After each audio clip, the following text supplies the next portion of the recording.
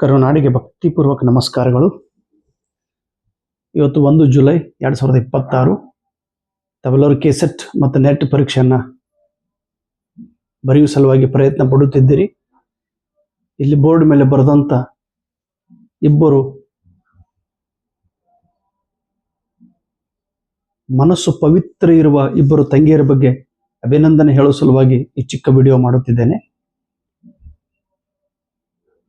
ಹರ್ಟಿ congratulation. Thank you hearty, congratulation. ತುಂಬು ಹೃದಯದ ಅಭಿನಂದನೆಗಳು. ಪ್ರೊಫೆಸರ್ ಆಶಾ ಎಂ ಈ ಸಿಸ್ಟರ್ ಇವರಿಗೆ. ಇವರು ದಾವಣಗೆರೆ ಜಿಲ್ಲೆಯವರು. ಇವರು ಕೆಸೆಟ್ 2024 ಕೆಸೆಟ್ ಪರೀಕ್ಷೆನ ಹಿಸ್ಟ್ರಿ ಸಬ್ಜೆಕ್ಟ್ದಲ್ಲಿ ಉತ್ತೀರ್ಣರಾಗಿದ್ದಾರೆ. ಆಲ್ರೆಡಿ ಅವರು ಪರೀಕ್ಷೆ ಪಾಸ್ ಆದ ದಿವಸನೇ ನನ್ನ ಬಗ್ಗೆ ಒಂದು ಕೃತಜ್ಞತೆಯನ್ನು ವ್ಯಕ್ತ ಮಾಡುವ ಸಲುವಾಗಿ ಒಂದು ವಿಡಿಯೋ ಕೂಡ ಮಾಡಿ ಅವರು ನನಗೆ ಕಳಿಸಿದ್ದರು. ಯಾರು? ನಮ್ಮ ಆಶಾ ತಂಗಿಯವರು. ಅವರು ಕಳಿಸಿದ ಕೃತಜ್ಞತೆ ವಿಡಿಯೋ ಕೂಡ ನಾನು ನನ್ನ ಯೂಟ್ಯೂಬ್ ಚಾನಲ್ನಲ್ಲಿ ಪಬ್ಲಿಷ್ ಮಾಡಿದ್ದೇನೆ. ಮದುವೆಯಾಗಿ ಮಕ್ಕಳು, ಸಂಸಾರ, ಜವಾಬ್ದಾರಿ, ಕೆಲಸ, ಇಷ್ಟೆಲ್ಲ ಒತ್ತಡದೊಳಗೆ ಆ ಒತ್ತಡವನ್ನು ಸಹನೆಯಿಂದ ಸಹಿಸಿಕೊಂಡು ಸಂಸಾರದ ಗಾಡಿಯನ್ನ ಹೊತ್ತುಕೊಂಡು ಪ್ರೈವೇಟ್ ಶಾಲೆಯಲ್ಲಿ ಕೆಲಸ ಮಾಡುತ್ತಾ ಅಲ್ಲಿಯ ಟಾರ್ಚರನ್ನು ಸಹನತೆಯಿಂದ ನುಂಗಿ ಕೆಸೆಟ್ ಪರೀಕ್ಷೆಯನ್ನು ಬರೆದು ಉತ್ತೀರ್ಣರಾಗಿದ್ದಾರೆ. ಅವರು ತಮ್ಮ ವಿಡಿಯೋದೊಳಗೆ ಹೇಳಿದ್ರು, ದಾನಯ್ಯ ಸರ್, ಕೆಸೆಟ್ಟೆ ನನ್ನ ಕೈಲಿ ಆಗಂಗಿಲ್ಲ, ಆಗುವುದಿಲ್ಲ ಅಂದು ನಾನು ಕೈ ಚೆಲ್ಲಿ ಕುಳಿತಿದ್ದೆ ಅಂತ ಹೇಳಿದ್ರು.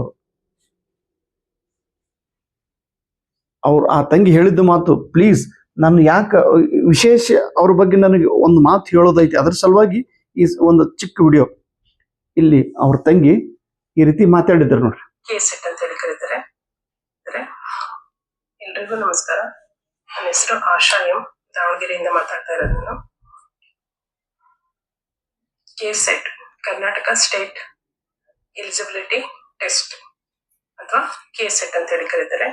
ಇದು 2024 ಇವತ್ತು ಬಂದಿರತಕ್ಕಂತ ಒಂದು ರಿಸಲ್ಟ್ ಬಗ್ಗೆ ನಾನು ಮಾತಾಡ್ತಾ ಇದ್ದೀನಿ. ಅದರಲ್ಲಿ ನಾನು ST ಅಲ್ಲಿ ಜನರಲ್ ಕ್ಯಾಟಗರಿಯಲ್ಲಿ ಎಲಿಜಿಬಲ್ ಆಗಿರ್ತೇನೆ.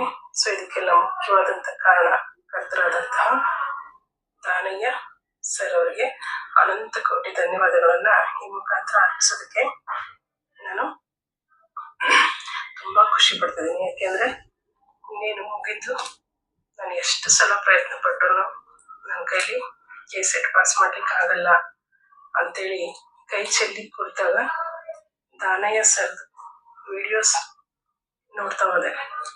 ಈ ವಿಡಿಯೋಸ್ ನೋಡ್ತಾ ಅವ್ರ ಬುಕ್ಸ್ ಅನ್ನ ಪರ್ಚೇಸ್ ಮಾಡ್ಕೊಂಡು ಅವ್ರ ಬುಕ್ಸ್ ಕೂಡ ಓದ್ತಾ ಅವ್ರ ವಿಡಿಯೋ ಕ್ಲಾಸಸ್ ಕೂಡ ಕೇಳ್ತಾ ಕೊನೆಗೆ ನನ್ನ ಒಂದು ಕೆಸೆಟ್ ಅನ್ನ ಎಲಿಜಿಬಲ್ ಆಗೋ ಮಟ್ಟಕ್ಕೆ ಅವರು ನೀಡಿರ್ತಕ್ಕಂಥ ಪ್ರತಿಯೊಂದು ರೀತಿಯ ಒಂದು ಇನ್ಸ್ಪಿರೇಷನ್, ಆಧುನಿಕ ವಿವೇಕಾನಂದ ಅಂತಾನೆ ನಾನು ಅವ್ರನ್ನ ಕರಿತೀನಿ. ಯಾಕೆಂದ್ರೆ ಅಷ್ಟೊಂದು ಸ್ಫೂರ್ತಿಯ ಚಿಲುಮೆ ದಾನಯ್ಯ ಸರ್ ಅವರು. ಅವರಿಗೆ ಅನಂತ ಕೋಟಿ ಧನ್ಯವಾದಗಳನ್ನ ಅರ್ಪಿಸ್ತಾ ಇದ್ದೀನಿ. ಸೊ ಹಾಗಾಗಿ ಈ ಒಂದು ಕೆಸೆಟ್ ಎಕ್ಸಾಮ್ ಎಲಿಜಿಬಲ್ ಆಗಲಿಕ್ಕೆ ಕಾರಣಕರ್ತರಾಗಿರ್ತಕ್ಕಂಥ ಸರ್ಗೆ ನಾನು ಈ ಒಂದು ಧನ್ಯವಾದಗಳನ್ನ ಅರ್ಪಿಸೋದಕ್ಕೋಸ್ಕರ ಈ ಒಂದು ವಿಡಿಯೋ ಮಾಡ್ತಾ ಇದ್ದೀನಿ. ಎಲ್ರಿಗೂ ಧನ್ಯವಾದ. ಅದರ ಜೊತೆಯಲ್ಲಿ ಅವರ ಮೇಡಮ್ ಮತ್ತೆ ಚಿನ್ನು ಹಾಗೆ ಸಮರ್ಥ ಎಲ್ರಿಗೂ ಕೂಡ ಧನ್ಯವಾದಗಳನ್ನ ತಿಳಿಸಿ ಸರ್ ಅಂತೇಳಿ ಈ ಮುಖಾಂತರ ತಿಳಿಸ್ತಾ ಇದ್ದೀನಿ. ಕೇಳಿ ಸ್ಪರ್ಧಾರ್ಥಿಗಳೇ, ಕೆಸೆಟ್ ಎಕ್ಸಾಮ್ ಏನಾದ್ರು ಪಾಸ್ ಮಾಡ್ಬೇಕಂತಂದ್ರೆ ಪ್ರತಿಯೊಬ್ರು ಕೂಡ ದಾನಯ್ಯ ಸರ್ ಈ ಒಂದು ಕನ್ನಡ ಮೀಡಿಯಂ ಬುಕ್ ಮತ್ತೆ English medium volume 1, English medium volume 2 question paper. So ಇವುಗಳನ್ನ ಪರ್ಚೇಸ್ ಮಾಡ್ರಿ ದಯವಿಟ್ಟು. ಪ್ರತಿಯೊಬ್ಬರು ಕಡೆ ಈ ಒಂದು ಬುಕ್ಸ್ಗಳಿರ್ಲಿ. ಇವುಗಳನ್ನ ಪರ್ಚೇಸ್ ಮಾಡಿಬಿಟ್ಟು ನೀಟಾಗಿ ಓದಿ ಒಳ್ಳೆ ಅಂಕಗಳನ್ನ ಗಳಿಸಿ ಕೆಸೆಟ್ ಎಕ್ಸಾಮ್ನ ಪಾಸ್ ಮಾಡ್ಬೋದು. ನಾನು ಕೇವಲ 2 ಮಾರ್ಕ್ಸಿಂದ 4 ಮಾರ್ಕ್ಸಿಂದ ಕೆಸೆಟ್ ಎಕ್ಸಾಮ್ ಅನ್ನು ಸುಮಾರು ಸಲ ಕಳ್ಕೊಂಡಿದ್ದೀನಿ. ಸುಮಾರು ವರ್ಷಗಳಿಂದ ಪ್ರಯತ್ನ ಪಟ್ಟಿದ್ರು ಕೂಡ ಆಗಿರ್ಲಿಲ್ಲ.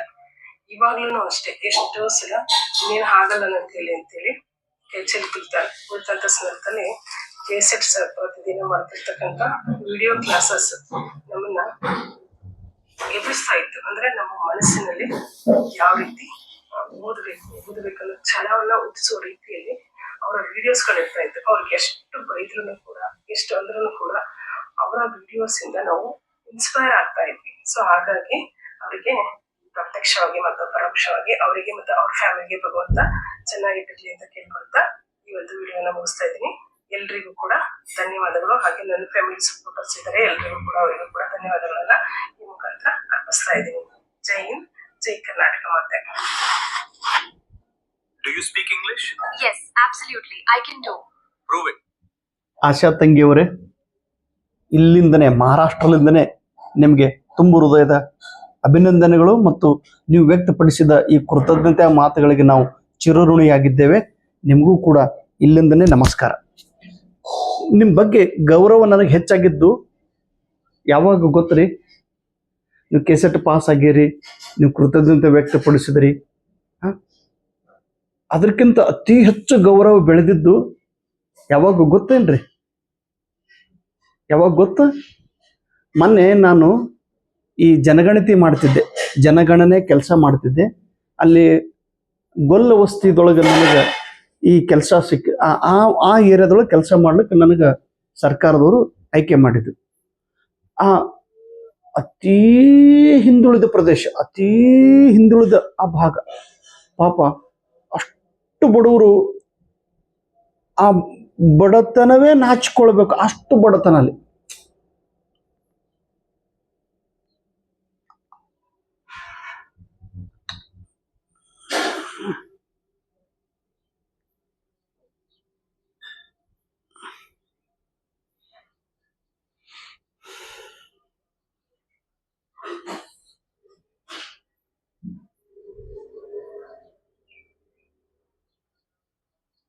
ಅವಾಗ ನಾನು ಒಂದು ವಿಡಿಯೋ ಕೂಡ ನಾನು ಸ್ಟೇಟಸ್ಗೆ ಅಪ್ಲೋಡ್ ಮಾಡಿದ್ದೆ. ಎಷ್ಟು ಬಡವರು ಅದಾರಪ್ಪ ಈ ಹುಡುಗರು, ಈ ಪರಿಸ್ಥಿತಿ. ಆ ನನ್ನ ಸ್ಟೇಟಸ್ ನೋಡಿ ಈ ಆಶಾ ತಂಗಿಯವರು ಏನಂದ್ರು, 500 ರೂಪಾಯಿ ನನಗೆ ಕಳಿಸಿದ್ರು. ದಾನಯ್ಯ ಸರ್, ಈ 500 ರೂಪಾಯಿನ ತೆಗೆದುಕೊಂಡು ಅಲ್ಲಿರುವ ಬಡ ಮಕ್ಕಳಿಗೆ ನೀವು ದಾನ ಮಾಡ್ರಿ, ಅಲ್ಲಿರುವ ಬಡ ಮಕ್ಕಳಿಗೆ ನೀವು ಕೂಡ್ರಿ, ಅಲ್ಲಿಯೂ ಬಡ ಮಕ್ಕಳಿಗೆ ನೀವು ಸಹಾಯ ಮಾಡ್ರಿ. ಇದು ನನ್ನ ಕಡೆಯಿಂದ ಒಂದು ಚಿಕ್ಕ ಕಾಣಿಕೆ ಸರ್. ನಾವು ಕೂಡ ಬಡವರು ಸರ್, ನನಗೂ ಕೂಡ ಇನ್ನೂ ಗೌರ್ಮೆಂಟ್ ನೌಕರಿ ಆಗಿಲ್ಲ ಸರ್, ನಾನು ಪ್ರಯತ್ನ ಪಡುತ್ತಿದ್ದೇನೆ ಸರ್. ಆ ಮಕ್ಕಳ ಆಶೀರ್ವಾದ ನನ್ನ ಮೇಲೆ ಸಿಗಲಿ ಸರ್, ನನ್ನ ಕುಟುಂಬದ ಮೇಲೆ ಸಿಗಲಿ ಸರ್, ಇದನ್ನು ಒಯ್ದು ಅವರಿಗೆ ತಲುಪಿಸ್ರಿ ಸರ್ ಅನ್ನುವ ಕರುಣೆಯಿಂದ ಹೇಳಿದ ಆ ತಂಗಿ ಎಷ್ಟು ಮನಸ್ಸಿನಿಂದ, ಎಷ್ಟು ಶ್ರೀಮಂತರು ನೋಡ್ರಿ ಅವ್ರು. ಕೇವಲ ಸ್ಟೇಟಸ್ ಅನ್ನ ನೋಡಿ, ನನ್ನ ವಾಟ್ಸಪ್ ಸ್ಟೇಟಸ್ ನೋಡಿ ಆ ಮಕ್ಕಳ ಪರಿಸ್ಥಿತಿಯನ್ನ ಗಮನಿಸಿ ಒಮ್ಮೆ ಮನಸ್ಸು ಕರಗಿ 500 ರೂಪಾಯಿಯನ್ನ, ಯಾಕಂದ್ರೆ 500 ರೂಪಾಯಿ ಅಂದ್ರೆ ಆಶಾ ತಂಗಿಗೆ ಬಹಳ ದೊಡ್ಡ ಅಮೌಂಟ್, ಇನ್ನೂ ನೌಕರಿ ಇಲ್ಲ. ಇಂಥವ್ರು ನೋಡ್ರಿ, ತಾವೇ ಕಷ್ಟದೊಳಗಿದ್ದಾಗ ಇನ್ನೊಬ್ರಿಗೆ ಸಹಾಯ ಮಾಡ್ಬೇಕನ್ನೋ ಮನಸ್ಥಿತಿ ಐತಲ್ಲ, ಅದು ಎಲ್ಲರ ಹತ್ರ ಬರಂಗಿಲ್ರಿ, ಅದು ದೇವತಾ ಮನುಷ್ಯರ ಹತ್ರ ಮಾತ್ರ ಬರೋದು. ಎಷ್ಟು ದಾನ ಮಾಡಿವಿ ಅನ್ನೋದಕ್ಕಿಂತ ದಾನ ಮಾಡುವ ಮನಸ್ಸು ಐತಲ್ಲ, ಅದು ಶ್ರೇಷ್ಠ. ಅದಕ್ಕೆ ನೀವು ಮಾಡಿದ್ದು 500 ಅಲ್ಲ, ಅದು 5 ಲಕ್ಷ ರೂಪಾಯಿ ಅಂತ ನಾವು ತಿಳ್ಕೊಂತೀವಿ. ದೇವ್ರು ನಿಮ್ಗೆ ಅದರದ್ದು 1000 ಪಟ್ಟು ನಿಮ್ಗೆ ಕೊಟ್ಟೇ ಕೊಡ್ತಾನೆ. ಆ ನಂಬಿಕೆ ನನಗಿದೆ. ಈಗ ಈ ತಂಗಿ ಹಿಸ್ಟ್ರಿ ಸಬ್ಜೆಕ್ಟ್ದಲ್ಲಿ ಕೆಸೆಟ್ ಪರೀಕ್ಷೆ ಪಾಸ್ ಮಾಡಿ 2024. ಪ್ರತಿನಿತ್ಯ ಅವರಂದ್ರೆ ಸರ್, ಮೊನ್ನೆ ಅವರು ಒಂದು ಯೂಟ್ಯೂಬ್ ಚಾನಲ್ ಅನ್ನು ಕೂಡ ಪ್ರಾರಂಭ ಮಾಡಿದ್ದಾರೆ. ದಾನಯ್ಯ ಸರ್, ನಾನು ಒಂದು ಯೂಟ್ಯೂಬ್ ಚಾನಲ್ ಪ್ರಾರಂಭ ಮಾಡಿದ್ದೇನೆ, ದಯವಿಟ್ಟು ನನಗೆ ನಿಮ್ಮ ಆಶೀರ್ವಾದ ಇರಲಿ ಅಂದ್ರು. ತಂಗಿ, ನನ್ನ ಆಶೀರ್ವಾದ ಅಲ್ಲಮ್ಮ, ನಿಮ್ಮ ತಂದೆ ತಾಯಿಯಂದ್ರ ಆಶೀರ್ವಾದ, ದೇವರ ಆಶೀರ್ವಾದ, ನನ್ನ ಶುಭಾಶಯ ಯಾವಾಗಲೂ ನಿಮ್ಮ ಜೊತೆಗೆ ಇರುತ್ತದೆ. ಅವರು ಯೂಟ್ಯೂಬ್ ಚಾನಲ್ ಹೆಸರು ಈ ನಾಲೆಜ್ ಗುರು YT ಚಾನಲ್. ಸೊ ದಯವಿಟ್ಟು ಈ ನನ್ನ ವಿಡಿಯೋ ನೋಡುತ್ತಿರುವ ನೀವೆಲ್ಲರೂ ಈ ಯೂಟ್ಯೂಬ್ ಚಾನಲ್ಗೆ ಹೋಗಿ ಸಬ್ಸ್ಕ್ರೈಬ್ ಆಗ್ರಿ, ದಯವಿಟ್ಟು ಸಬ್ಸ್ಕ್ರೈಬ್ ಆಗ್ರಿ. ಈ ತಂಗಿ ಹಿಸ್ಟ್ರಿ ಸಬ್ಜೆಕ್ಟ್ ಬಗ್ಗೆ ಅದ್ಭುತವಾದ ಮಾಹಿತಿಯನ್ನು ಕೊಡಲು ಪ್ರಾರಂಭಿಸಿದ್ದಾರೆ. ನೋಡ್ರಿ, ನಾನು ಅಂದೆ ಅವರಿಗೆ, ಅಮ್ಮ ಮೊದಲಿಗೆ ನೀವು ನೌಕರಿ ತಗೋಡ್ರಿ, ಆಮೇಲೆ ಉಳಿದವ್ರಿಗೆ ನೀವು ಸಹಾಯ ಮಾಡ್ರಿ. ಈಗ ನೀವು ಸಹಾಯ ಮಾಡ್ಕೊಂತ ಕೂತ್ರೆ ಮತ್ತೆ ನೀವು ಯಾವಾಗ ಗಟ್ಟಿಯಾಗಿ ನಿಲ್ಲೋರು ಇಲ್ಲ ಸರ. ಸಾಕಷ್ಟು ಸಮಸ್ಯೆಗಳದಾವ, ಆ ಸಮಸ್ಯೆಗಳನ್ನ ನೆನಪು ಹಾರುವ ಸಲುವಾಗಿ ನಾನು ವಿಡಿಯೋಗಳನ್ನ ಮಾಡಿ 4 ಜನರಿಗೆ ಉಪಯೋಗ ಆಗುವಂತ ಕೆಲಸ ಮಾಡ್ತೀನಿ ಸರ್. ನೋಡ್ರಿ ಎಷ್ಟು ಅವ್ರ ಬಗ್ಗೆ ಎಷ್ಟು ಪವಿತ್ರ ಭಾವನೆಗಳದ. ದಾನ ಮಾಡುವಂಥ, ಸಹಾಯ ಮಾಡುವಂಥ ವಿಚಾರ ಅವರ ಹತ್ರ ಐತಿ. ಕೊಟ್ಟಿದ್ದು ತನಗೆ, ಕೊಟ್ಟಿದ್ದು ಬೇರೆಯವ್ರಿಗೆ, ಕೊಟ್ಟಿದ್ದು ತನಗೆ, ಬಚ್ಚಿಟ್ಟಿದ್ದು ಪರರಿಗೆ. ಕೊಟ್ಟಿದ್ದು ಕೆಟ್ಟತನ ಬೇಡ, ಮುಂದೆ ಕಟ್ಟಿಟ್ಟ ಬುತ್ತಿ ಸರ್ವಜ್ಞ. ಸರ್ವಜ್ಞ ಹೇಳಿದ ಮಾತು ಎಂದೂ ತಪ್ಪಾಗಂಗಿಲ್ಲಮ್ಮ. ನೀವೇನು ಕೊಡ್ತಾ ಇದ್ರಿ, ನೀವೇನು ಸಹಾಯ ಮಾಡ್ತಾ ಇದ್ರಿ, ನೀವೇನು ಮಾರ್ಗದರ್ಶನ ಮಾಡ್ತಾ ಇದ್ರಿ, ನಿಮಗೂ ಕೂಡ ಒಳ್ಳೇದು ಹಾಗೆ ಆಗುತ್ತದೆ ಅನ್ನುವ ಮಾತು ನಿಜ ಆಶಾ ತಂಗಿಯವ್ರೆ. ಅದಕ್ಕೆ ಮತ್ತೊಮ್ಮೆ ನಿಮಗೆ ತುಂಬ ಹೃದಯದ ಅಭಿನಂದನೆಗಳು. The same story. ಇವರು ನಮ್ಮ ಪ್ರೊಫೆಸರ್ ಅಶ್ವಿನಿ, ಇವರು ಬಳ್ಳಾರಿಯವರು. ನಿಜ ಹೇಳ್ರಿ, ನನಗೊಮ್ಮೆ ಏನಾಗ್ತದ, ನೀವು ಇಷ್ಟು ಪ್ರೀತಿಯಿಂದ ಅಂದ್ರೆ ಎಷ್ಟೋ ಜನ ನನಗೆ ಮೆಸೇಜ್ ಮಾಡ್ತಿರ್ತಾರ್ರಿ, ಎಷ್ಟೋ ಜನರದ ನಾನು ಅವ್ರ ನಂಬರ್ ಕೂಡ ಸೇವ್ ಮಾಡ್ಕೊತೀನಿ. ಬಟ್ ಎಲ್ಲ ಜನರದ ಪ್ಲೀಸ್ ನನ್ನ ಮಾತಿನ ಶಬ್ದವನ್ನು ತಾವೆಲ್ಲರೂ ಪಾಸಿಟಿವ್ ಆಗಿ ಅರ್ಥ ಮಾಡ್ಕೋಬೇಕು. ಅಂದ್ರೆ ನಿಮ್ಮ ಸ್ವಭಾವ, ನಿಮ್ಮ ನೇಚರ್ ಏನೈತಲ್ಲ, ನಿಮ್ಮ ಒಂದು ಮಾತು ಒಮ್ಮೊಮ್ಮೆ ನನಗೆ ಇಷ್ಟ ಆಗ್ತದಲ್ರಿ. ಇಷ್ಟ ಆಗಿದ ತಕ್ಷಣ ಈ ತಂಗಿ ಹೆಸರು ನಾನು ಏನು ಬರ್ಕೊಂಡಿದ್ದೀನಿ, ನೀವು ಸುಮ್ಮನೆ ನಿಮಗೆ ಅವ್ರ ತಂಗಿ ಹೆಸರೇ ನಾನು Ashwini, kind hearted sister, Ballari, political science. ನೋಡ್ರಿ ಅವ್ರ ಹೆಸರು ನಾನು ಹೆಂಗೆ ಸೇವ್ ಮಾಡ್ಕೊಂಡು, ಅಶ್ವಿನಿ ಕೈಂಡ್ ಹಾರ್ಟೆಡ್.